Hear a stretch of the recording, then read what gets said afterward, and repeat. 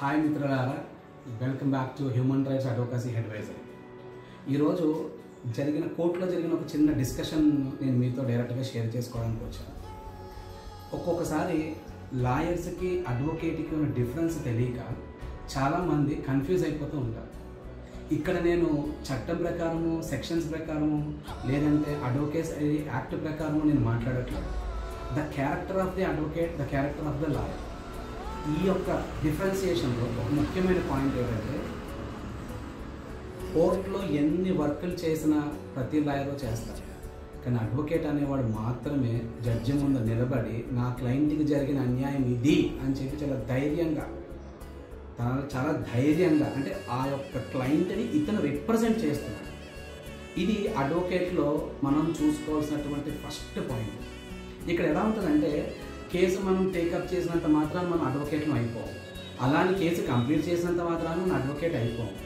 మన క్లయింట్కి మనం నిజంగా ఎంతవరకు న్యాయం చేయగలుగుతున్నామో అక్కడ మాత్రమే మనం అడ్వకేట్ అని ప్రూవ్ చేసుకోవచ్చు. ఫర్ ఎగ్జాంపుల్, కొన్ని కేసెస్లో కాంప్రమైజ్ అయితేనే మన క్లయింట్కి న్యాయం జరుగుతుంది. అప్పుడు మనం ఏం చేయాలి?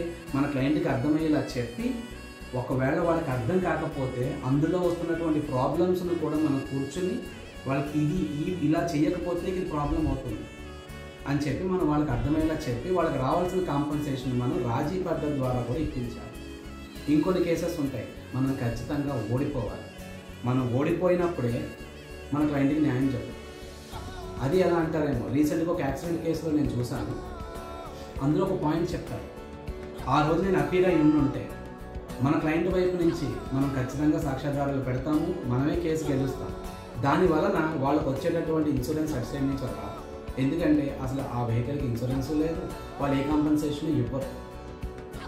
అదే కనుక నేను ఆ రోజు కోర్టుకి అపీర్ అవ్వలేదు, ఆ కేసు అటు సైడ్ ఫేవర్గా వెళ్ళింది, వాళ్ళకి ఇన్సూరెన్స్ లేదు కాబట్టి వాళ్ళ అమౌంట్ని ఇన్సూరెన్స్ వాళ్ళ దగ్గర నుంచి కాకుండా డైరెక్ట్గా మన క్లయింట్కి ఇచ్చారు. లేదనుకో ఈ కేసు 5 సంవత్సరాలు నడుస్తుంది. 5 ఏళ్ల తర్వాత వాళ్ళకి వచ్చేది ₹1,00,000. 5 ఏళ్ల తర్వాత వచ్చే వాళ్ళకి ఆ ₹1,00,000 కంటే ఇప్పుడు వాళ్ళు ఉన్న పరిస్థితుల్లో మనం కేసు కనుక ఓడిపోతే మన క్లయింట్కి వచ్చేది ₹2,70,000. అందుకే నేను ఆ కేసును ఓడిపోయాను. అందుకే నాకేదో ఫీజు ఎక్కువ వస్తుందనో, లేదు మనకేదో ఇంకా నెంబర్ ఆఫ్ కేసెస్ పెరుగుతాయి, మనకి ఇమేజ్ వస్తుందనో కాదు. క్లయింట్కి మనం న్యాయం చేయగలుగుతున్నామా లేదా, ఆ న్యాయాన్ని ఏ రకంగా చేస్తే క్లయింట్కి న్యాయం పొందుతాడో అనేది ఏ అడ్వకేట్ అయితే కరెక్ట్గా డిసైడ్ చేసుకోగలుగుతాడో, then he is an advocate. According to the advocate act, ఎవరైతే లా చదివేసి ఏబీ ఎగ్జామ్ కంప్లీట్ చేసేసి బార్ అసోసియేషన్ ఎన్రోల్ చేసుకుంటారో వాళ్ళు అడ్వకేట్స్. కానీ నేను అడ్వకేట్ గురించి మాట్లాడట్లేదు. నిజమైన మనస్తత్వం అడ్వకేట్ అనేవాడు ఇంట్లో ఉన్న, బయట ఉన్న, కోర్టులో ఉన్న, క్లయింట్ దగ్గర ఉన్న, షాపింగ్ కాంప్లెక్స్లో కనిపించినా సరే హీజ్ అన్ అడ్వకేట్. ఆ యొక్క హుందాతనాన్ని, ఆ యొక్క నాలెడ్జ్ని వాళ్ళకి రిప్రజెంట్ చేయగలిగి ఉండాలి. That's what I want to tell you. Thank you so much my dear మిత్రులారా. Thank you so much. Me, Satya Human Rights, signing off.